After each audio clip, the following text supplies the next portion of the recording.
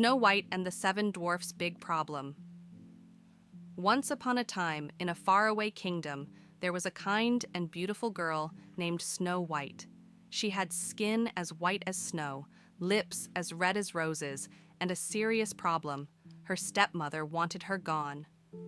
The evil queen looked into her magic mirror and asked, "Mirror, mirror on the wall, who's the fairest of them all?" The mirror sighed. "Ugh, still Snow White. Obviously." The queen gasped. "What? She's still fairer than me? That's it.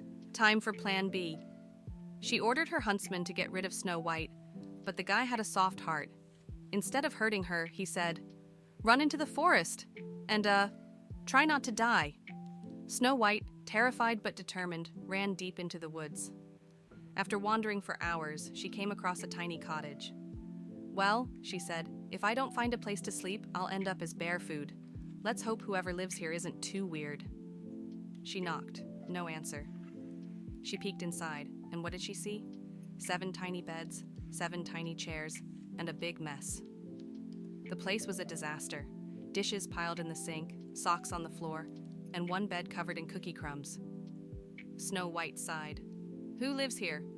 7 toddlers?" But since she had nowhere else to go, she cleaned the whole house and then fell asleep across all 7 beds like a human burrito. The dwarfs return. That evening, the 7 dwarfs came home from the mines, exhausted, Happy stretched.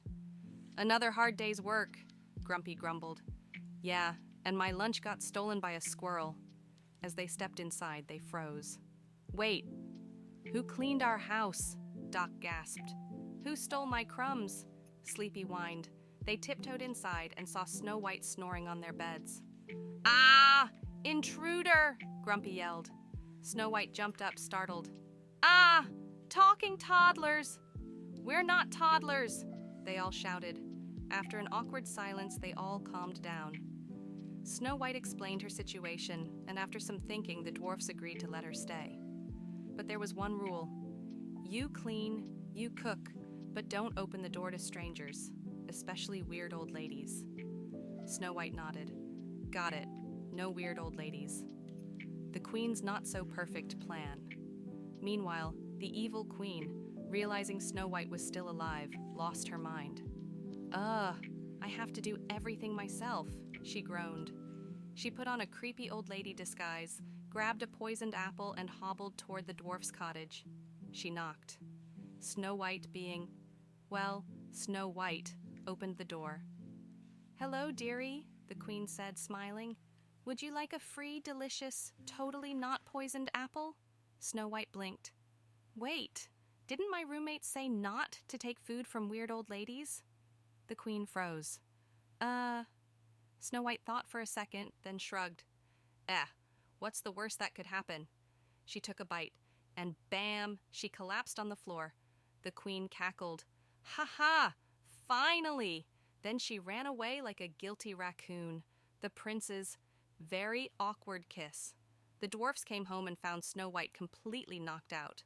"Oh no, she touched something from a weird old lady," Bashful cried. "She's cursed," Doc said. "What do we do?" Dopey panicked. "Wait!" Happy pointed. "Isn't that just an apple piece stuck in her throat?" Everyone stared. Grumpy rolled his eyes. "Are you serious? We've been mourning her for 3 days, and all we had to do was pat her on the back?" But before they could try, a prince rode up on his horse. "I heard there's a beautiful girl in need of a magical kiss," he declared. The dwarfs exchanged looks. Bro, we were just gonna do the Heimlich maneuver." But the prince was already leaning in dramatically. And then, smooch. Snow White suddenly woke up, coughing out the apple piece. She looked at the prince. Dude, who even are you?" "I'm your true love, of course," he said, flipping his hair. Snow White blinked. "We literally just met." "But the story says we're supposed to get married." Snow White crossed her arms. "Listen, I just woke up from a poison-induced nap. Let's start with, I don't know, getting coffee?" The prince hesitated. "Fair enough." And so, instead of getting married immediately, they exchanged phone numbers, went on a few dates, and took things at a reasonable pace.